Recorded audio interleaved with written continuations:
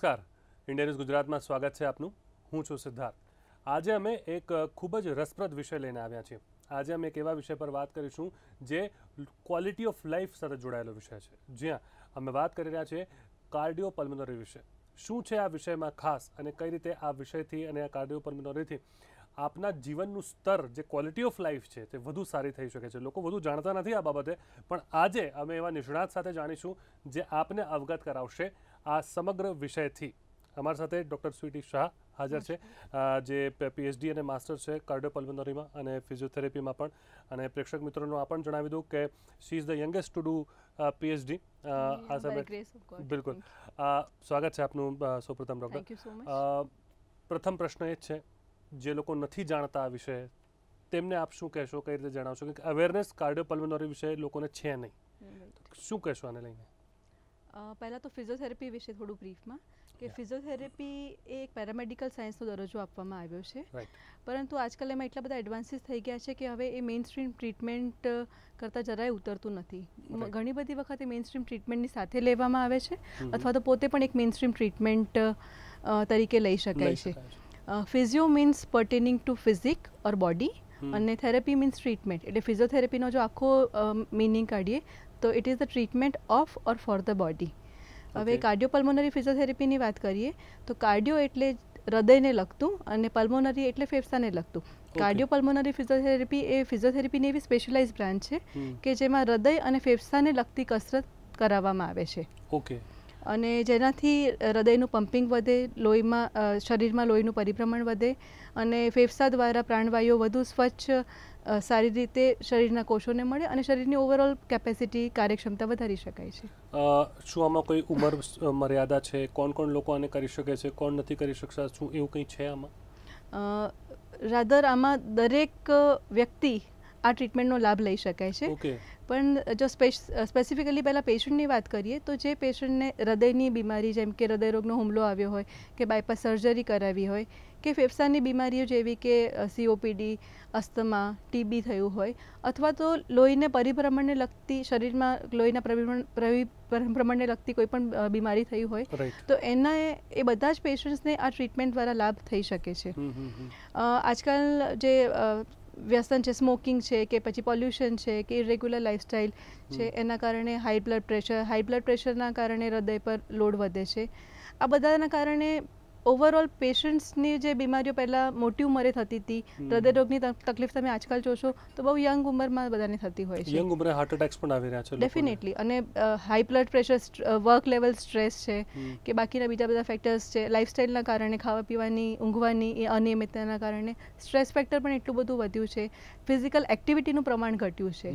તો આ બધાનો કોમ્બિનેશનના લીધે ધ ફાઇનલ આઉટકમ ઇઝ કે તમે you end up with any of the cardiac or pulmonary problems. Okay. તો આપણા જેવા પેશન્ટ્સ જે હજી પેશન્ટ નથી બન્યા પણ આપણે આ બધું જે ચેન્જ છે લાઇફસ્ટાઇલનો એનો ભોગ બની શકીએ છીએ, એ બધા માટે પણ એક પ્રિવેન્ટિવ એક્સરસાઇઝીસ આ બ્રાન્ચમાં સામેલ કરવામાં આવેલી છે. ઓકે. જે વાત આપે કહી તે અગત્યની વાત છે. આપે કહ્યું કે જે લોહીનું પરિભ્રમણ આખા શરીરમાં જે હોય છે, ફ્લો ઓફ બ્લડ, એ એનાથી બહુ સારું થતું હોય છે. અને જે બીમારીઓ થઈ રહી છે આજકાલ, મેદસ્વીતાની બીમારી યંગ એજમાં થઈ રહી છે, હાઇપરટેન્શન પણ એક બાબત છે. તો હાઇપરટેન્શન યુવાનોમાં બહુ જોવા મળી રહ્યો છે આજકાલ, મોટા પ્રમાણમાં જોવા મળી રહ્યો છે, જેથી કરીને લોકો આપઘાત કરવા માટે પણ કોઈ વખત પ્રેરાઈ જતા હોય છે. એને લઈને આપ શું કહેશો? એનાથી કેટલો ફાયદો થશે, ખાસ કરીને કાર્ડિયોપલ્મોનરીથી? એમાં હાઇપરટેન્શન બેઝિકલી એક બીમારી નથી, પણ એ ઘણી બધી બીમારીઓને નોતરે છે which can be life threatening.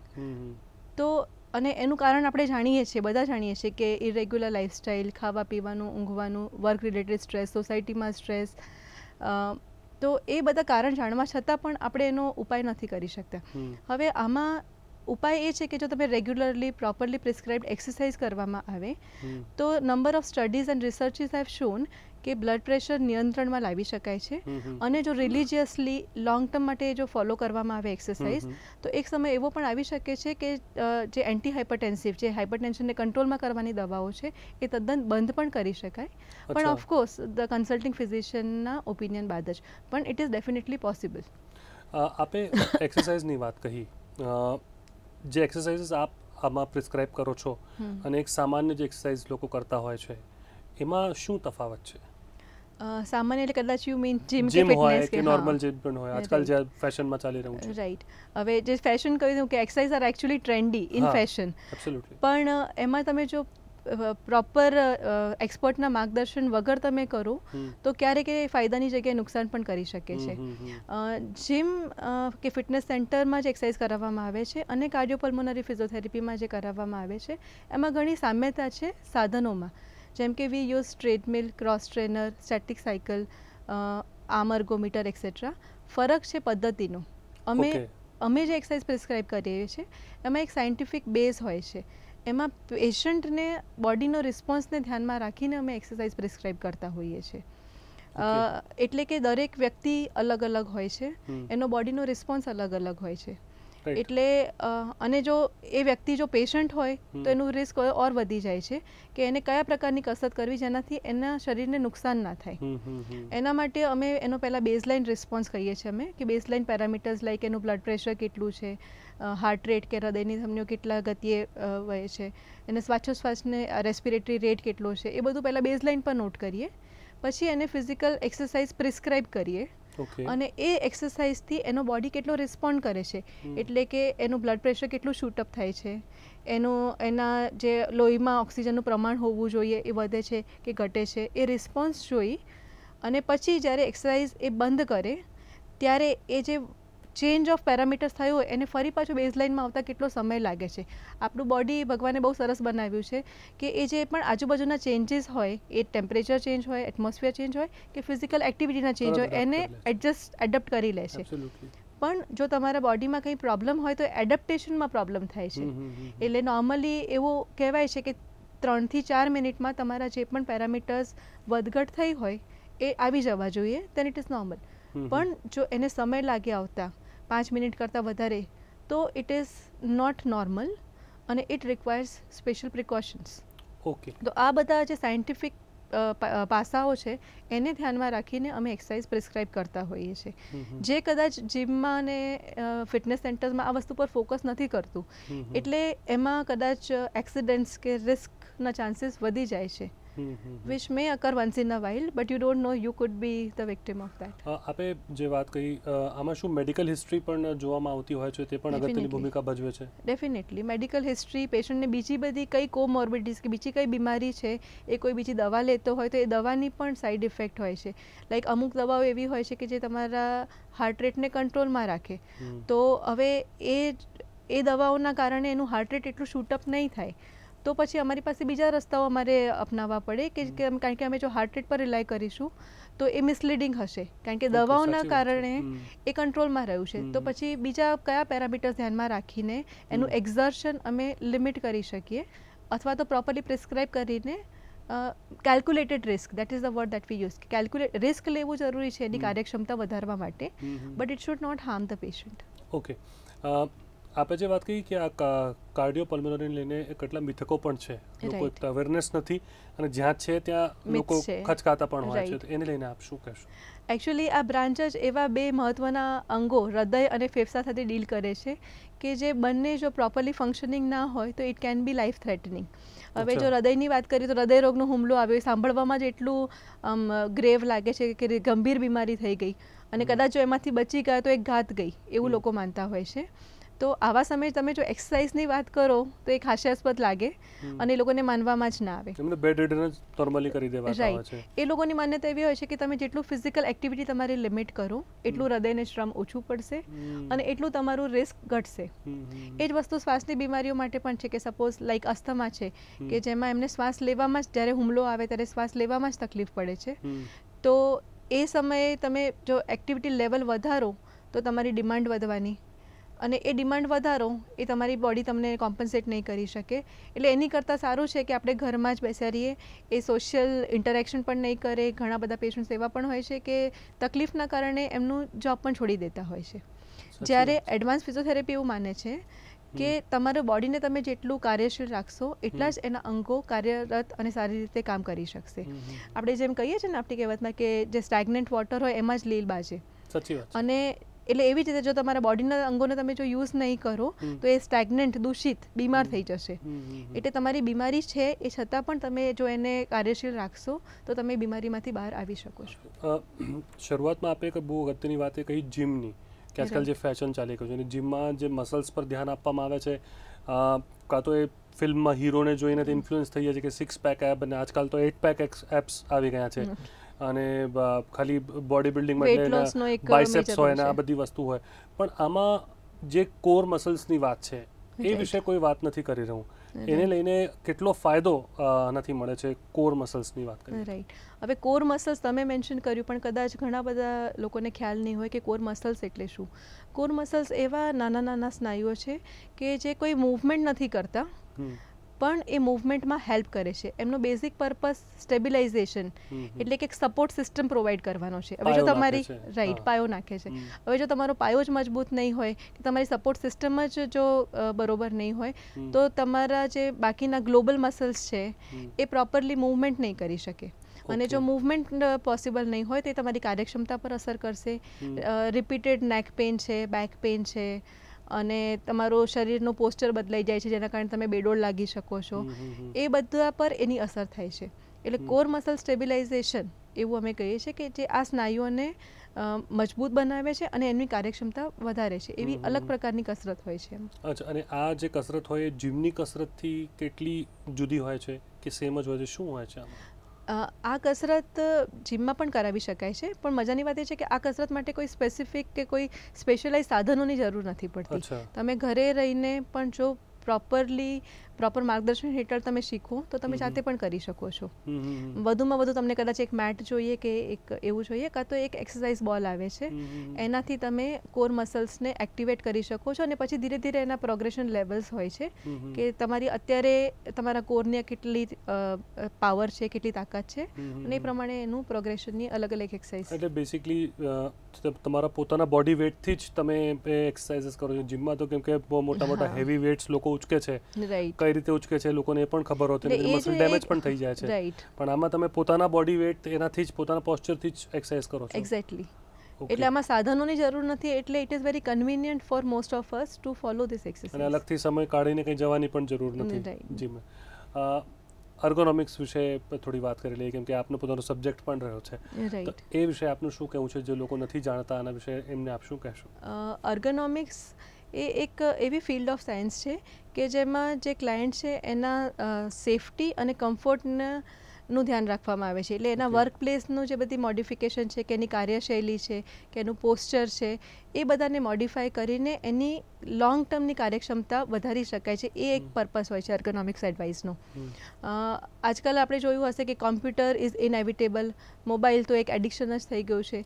તો જેના કારણે એક અલ્ટર્ડ પોસ્ચર હોય, તમારું નેક છે તો એમ આગળ જ હોય, તમારા ખભાઓ આગળ હોય, એના કારણે બેક પેઇન, નેક પેઇન એવું બધું થતું હોય છે. એર્ગોનોમિક્સ એડવાઇસ અથવા તો વર્ક પ્લેસના મોડિફિકેશન કરવાથી તમે આ બધા જે સ્નાયુઓ છે જેને રિપીટેટિવ સ્ટ્રેસ આવતું હોય છે, જેના કારણે એ લોકો વીક થતા હોય છે, એ પ્રિવેન્ટ કરી શકાય છે. અમે એવી પણ એડવાઇસ આપ્યા છે કે તમારું વર્ક પ્લેસની ડિમાન્ડ એવી હોય કે સતત તમારે કલાકો સુધી બેસ્યા રહેવાનું હોય, તો બી એડવાઇસ કે દર અડધો કલાકે એટલીસ્ટ 2 થી 4 મિનિટનો એક ઊભા થઈને એક રાઉન્ડ મારી લો. Right. You need a break. એટલે સ્નાયુઓ તમારા રિલેક્સ થાય. And after all you need to sharpen your axe. તમે જો વચ્ચે એક બ્રેક લેશો તો પછીના તમે કલાકો સારી રીતે કામ કરી શકશો. સો એર્ગોનોમિક્સમાં basically modification of your posture, your lifestyle, your work place, જેનાથી તમારી ઓવરઓલ પ્રોડક્ટિવિટી વર્ક પ્લેસની વધે અને your quality of life improves with that. Quality of લાઈફની આપે વાત કહી. આ ક્વોલિટી ઓફ લાઈફ ઇમ્પ્રૂવમેન્ટ માટે આની મદદ કેટલી હોય છે? કેટલું હેલ્પફુલ જે છે કાર્ડિયોપલ્મોનરી બની શકે છે? એ થોડું વિશે આપ જણાવશો, કેમ કે લોકોને આ વિશે ખબર નથી. કેમ કે લોકો ક્વોલિટી ઓફ લાઈફ વિશે લોકો વિચારતા નથી. એટલે આપણે કેટલું જીવ્યું એ મતલબ નથી, પણ કેવી રીતે જીવ્યું કદાચ એ વધુ મહત્વનું છે. તો એ વિશે આપ શું કહેશો? એકચ્યુઅલી ફિઝિયોથેરાપીનો પર્પસ જ એ છે કે to improve the quality of life of the patient. Despite તમારી જો બીમારીથી તમે પીડાતા હોય, ઇવન ઇફ કે એ ઇન્ક્યોરેબલ હોય, તો પણ તમારી ક્વોલિટી ઓફ લાઈફ ઇમ્પ્રૂવ થઈ શકે છે. COPD જેવી જે બીમારી છે કે જેનો ક્યોર નથી પણ એના સિમ્પટમ્સ તમે એને ઓછા કરી શકો છો, એની ક્વોલિટી ઓફ લાઈફ ઇમ્પ્રૂવ કરી શકો છો. અને એકચ્યુઅલી ઇટ ઇઝ સેડ કે જો તમે religiously regular long term exercise કરો તો પેઇનફુલ ઇન્જેક્શન્સ, સર્જરી કે લોંગ ટર્મ દવાઓમાંથી મુક્તિ મેળવી શકો છો. Doctors may add years to your life but we physios add life to those years. અને આપે જેમ કહ્યું કે તમે કેટલા વર્ષો જીવો છો એની કરતાં એ વર્ષો કેવી રીતે જીવો છો એ વધારે અગત્યનું છે. ફિઝિયોથેરાપીને લઈને પણ લોકોના મનમાં આ વાતો છે કે ભાઈ ફિઝિયોથેરાપી તો એટલે કેવું છે કે કંઈ અમારા હાથ પગ ના ચાલતા હોય તો અમે જઈએ. ધારો કે કોઈકને કોઈ એક્સિડન્ટ થયું હોય, હાથ ફ્રેક્ચર થયો હોય, પછી એનું મૂવમેન્ટ રેગ્યુલરાઇઝ નથી થઈ રહ્યું તો કદાચ એને ઠીક કરવા કે પગનું કંઈ હોય, શું આટલા સુધી જ સીમિત છે ફિઝિયોથેરાપી? ના, એટલે અગેન આ બી એક ગેરમાન્યતા છે કે પહેલાં લોકો ફિઝિયોથેરાપી વિશે એવું માનતા હતા કે ખાલી હાથ પગ હલાવવાનું, અને એ પણ હલાવવાનું ક્યારે કે જ્યારે તમે નથી હલાવી શકતા, કે લાઈક ફ્રેક્ચર થયું હોય કે પછી પેરાલિસિસ થયું હોય કે જ્યારે તમે જાતે તમારા બોડીનો કંટ્રોલ ગુમાવી ચૂક્યા છો ત્યારે. એટલા પૂરતું જ ફિઝિયોથેરાપી સીમિત છે એવી ગેરમાન્યતા હતી. હવે એટલી બધી બ્રાન્ચીસમાં સ્પેશિયલાઇઝેશન થવા લાગ્યા છે કે લાઈક કાર્ડિયોપલ્મોનરી ફિઝિયોથેરાપી, જે જન્મથી અમુક બાળકોમાં તકલીફ હોય છે, ચાઇલ્ડ ડેવલપમેન્ટનું, વિમેન્સ હેલ્થની એક અલગ બ્રાન્ચ છે. ઇવન તમારું પ્રેગ્નન્સી દરમિયાન કે ડિલિવરી પછી તરત જ અલગ પ્રકારની એક્સરસાઇઝીસ હોય છે જેનાથી તમારા સ્નાયુઓને મજબૂત બનાવી શકે. So there are number of branches specialised in physiotherapy. તો એનો સ્કોપ બહુ જ બહોળો છે. અને ધ ઇમ્પોર્ટન્ટ થિંગ ઇઝ કે પેશન્ટ આમાં જાતે, અમે પેશન્ટને એની કાર્યક્ષમતા વધારવા માટે એને જાતે ઇન્વોલ્વ કરીએ છીએ. પેશન્ટ પેસિવ નથી રહેતો. પેસિવ મતલબ કે કશું જ એને નહીં કરવાનું અને બાકીના જ એને હેલ્પ કરે એવું નથી હોતું. Rather we help him to get the best out of him. આજકાલ ટ્રેન્ડ પણ છે અને લોકોની ઈચ્છા પણ હોય છે કે બી વજન ઘટાડીએ, કેમ પણ કરીને વજન ઘટાડીએ. કેટલા ઘણા વિજ્ઞાપનો હોય કે અવનવી તરકીબો લોકો અજમાવતા હોય છે વજન, કે કોઈ ડાયટ ફોલો કરી રહ્યો છે તો 4 દિવસ કોઈ ખાતું નથી ને એક સમય ખાય છે ને 2 વખત ખાતું નથી, અને નવી એક્સરસાઇઝ છે. ખાસ કરીને આ ફોર્મ ઓફ એક્સરસાઇઝ જે આપ રેકમેન્ડ અને પ્રિસ્ક્રાઇબ કરો છો, વજન ઘટાડવામાં કેટલી મદદરૂપ પુરવાર થઈ શકે છે? હા, ડેફિનેટલી આ એક્સરસાઇઝીસથી વજન ઘટે તો છે જ, but that is not our primary aim. વજન ઘટાડવું એ અમારો પ્રાઇમરી એમ નથી હોતો. કારણ કે આજકાલ અમે જોયું છે કે દુબળા લોકોને પણ આ બધી ગંભીર બીમારીઓ હોય છે. એટલે દુબળા હોવું એ એક હેલ્ધી હોવાની નિશાની નથી રહી, પણ લોકોને એક વજન ઘટાડવાનો, સારા દેખાવાનો એક ટ્રેન્ડ છે જે ઝીરો ફિગરનો પણ ટ્રેન્ડ ચાલ્યો છે. Right, but it at a long term it harms your health. અને ઘણી બધી વખત એવું પણ થાય કે બહુ રિસ્કી પણ થઈ જતું હોય છે. એટલે વજન, અને બહુ ટૂંક સમયમાં ઘટાડેલું વજન એ જ્યારે તમે એ પ્રોટોકોલ કે જો બંધ કરો તો એ પછી બહુ જ ખરાબ રીતે ઉછાળો મારે છે. તો rather regularly prescribed exercises under an expert, અને it has to be done for a long time.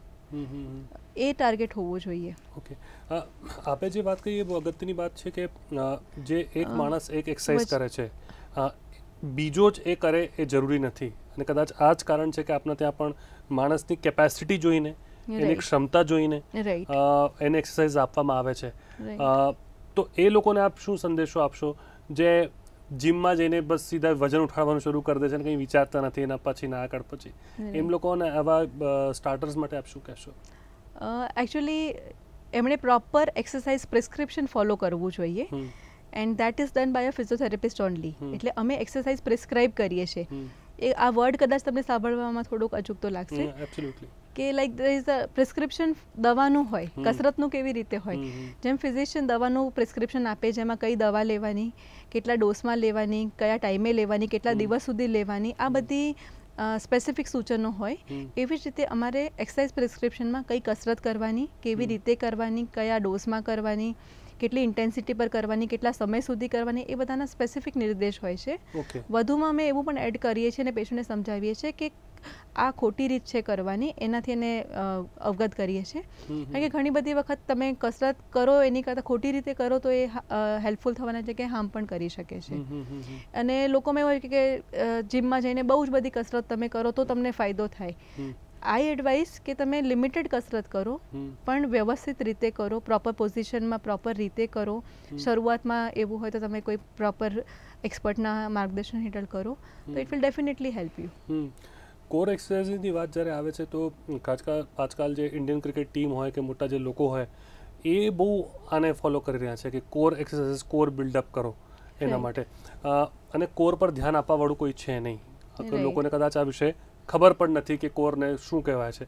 તો બેસિક સ્ટ્રેન્થનિંગ જે કોરનું હોય એ કઈ રીતે હોય અને એ શું હોય? એકચ્યુઅલી તમે જે કીધું કોર મસલ્સ એવા છે ને કે જે દેખાતા નથી, જે મૂવમેન્ટમાં પાર્ટ નથી કરતા. અને આજકાલ પેલો એડવર્ટાઇઝિંગનો પેકેજિંગનો જમાનો છે, જે દેખાય છે એનું જ મહત્વ છે. Since the core muscles are very small muscles, એ મૂવમેન્ટમાં પાર્ટિસિપેટ નથી કરતા, પણ એમનું ઇમ્પોર્ટન્સ છે કે સ્ટેબિલાઇઝેશન સપોર્ટ આપવાનું, અને જેને તમે ઓછું ના આંકી શકો એ ઇમ્પોર્ટન્સને. કારણ કે જો સપોર્ટ સિસ્ટમ જ નહીં હોય તો જે બિલ્ડિંગ છે એ ગમે ત્યારે ધરાશયી થઈ શકે છે. કોર મસલ્સ તમારા સ્ટ્રોંગ હોવા બહુ જરૂરી છે. અને જો જેના વીક હોય છે એનાથી શું થાય છે કે રિપીટેડ તમને જે વ્યાધિઓ છે, જેમ કે નેક પેઇન છે, બેક પેઇન છે, કે પછી પોસ્ચર તમારું બદલાયેલું હોય અને એના કારણે તમને મજા ના આવે, કે તમે તમારા કામ પર ફોકસ ના કરી શકો, એ બધાના કારણે ઓવરઓલ પ્રોડક્ટિવિટી પર અસર થાય છે. એટલે કોર મસલને સ્ટ્રેન્થન કરવા અને એ તમારા એક શરીરને એક સુડોળ આકર્ષક રૂપ પણ આપી શકે છે, which is again in demand required. અચ્છા. કે કોર તમારા ખાલી ફંક્શનને નથી ઇમ્પ્રૂવ કરતું, પણ તમારા દેખાવને પણ ઇમ્પ્રૂવ કરે છે.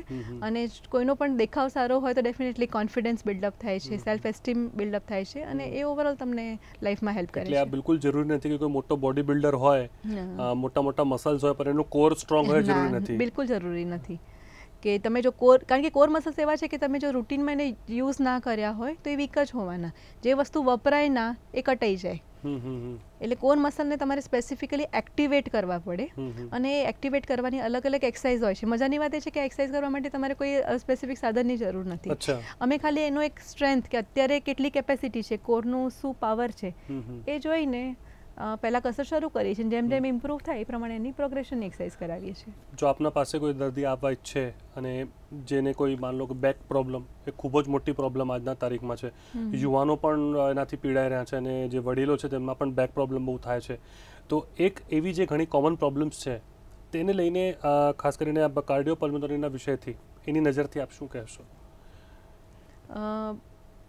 બેકની જેમ કે કોઈ પણ જે વડીલો હોય છે અને યુવાનોને પણ જે આજકાલ થઈ રહ્યું છે એવું કરીને, પણ બીજી વસ્તુ જે કોર એક્સરસાઇઝની આપ વારંવાર વાત કરો છો, મહિલાઓ માટે શું આ જુદી હોય છે અને પુરુષો માટે શું આ જુદી હોય છે, કે દે આર કોમન ઇન એવું કંઈ હોય? કસરત જુદી નથી હોતી, પણ મહિલાઓમાં ઘણા બધા factors, like the important factor is pregnancy. Okay. જેના કારણે કોર પર, કારણ કે જેમ જેમ બાળક અંદર વધતું જાય તમારી પ્રેગ્નન્સી દરમિયાન, એ પ્રમાણે તમારા જે પેટના સ્નાયુઓ છે એ ખેંચાતા જાય છે. એટલે કોર વીક થવાના રિસ્ક કે ચાન્સીસ બહુ વધારે હોય છે મહિલાઓમાં. એ પ્લસ એ પ્રમાણે તમારે મેન્સ્ટ્રુઅલ સાયકલ, ઓબેસિટી, મેનોપોઝ, એ બધાના કારણે મહિલાઓ વધારે રિસ્ક પર હોય છે કોર વીકનેસના કારણે. બાકી કસરતનો પ્રકાર તો બંનેમાં સરખો જ હોય છે. ખાસ કરીને વ્યુઅર્સને કોઈ એક સંદેશો આપ આપવા ઈચ્છતા હોવ તો એ શું રહેશે, કેમ કે એ બહુ જરૂરી છે? Definitely make exercise a part of your routine. તમે પેશન્ટ હો કે ના હો, પણ એક્સરસાઇઝ જેમ તમે રેગ્યુલરલી બ્રશ કરો છો એવી રીતે make it a part of your routine. ભગવાને આપણને આટલું સરસ શરીર આપેલું છે, તો એને ફંક્શનલ રાખવું એ આપણી જવાબદારી છે. જો રેગ્યુલરલી રિલિજિયસલી એક્સરસાઇઝ કરવામાં આવે તો લોંગ ટર્મની સર્જરીઝ કે દવાઓ કે એ બધામાંથી તમે ચોક્કસ બચી શકો છો. Doctors may add years to your life, but we physios add life to those years. તમારી ક્વોલિટી ઓફ લાઈફ તમે સુધારી શકો છો. અને ઇટ ઇઝ મોર ઇમ્પોર્ટન્ટ કે તમે કેવી રીતે જીવો છો, તમે કેવા લાઈફ. શું આમાં ડાયટનું પણ એક અગત્યનો રોલ હોય છે જે આમાં આપ કરો છો? જે એક્સરસાઇઝ તો આપ પ્રિસ્ક્રાઇબ કરો છો જેમ આપે કીધું, પણ શું ખાવા પીએ, ખાણીપીણી, કેમ કે ગુજરાતીઓ હોય અને ખાણીપીણીની વસ્તુ સાથે જતી નથી નોર્મલી, તો એને લઈને શું એવું કંઈ હોય છે કે નથી, કે કંઈ પણ હોય છે? Actually dieting is required, but એમાં કયા પ્રકારનું તમે ફૂડ, એટલે એકચ્યુઅલી એક I can give some advice for that, but I am not the expert for that. But એટલું જરૂર હું કહી શકીશ કે તમે કશું પણ ખાઈ શકો જો તમારું બોડી એને પચાવી શકે તો. ઓકે, તો તમે બોડીને સરખું કરો તો એ પચાવવાની શક્તિ. So again here comes the exercise.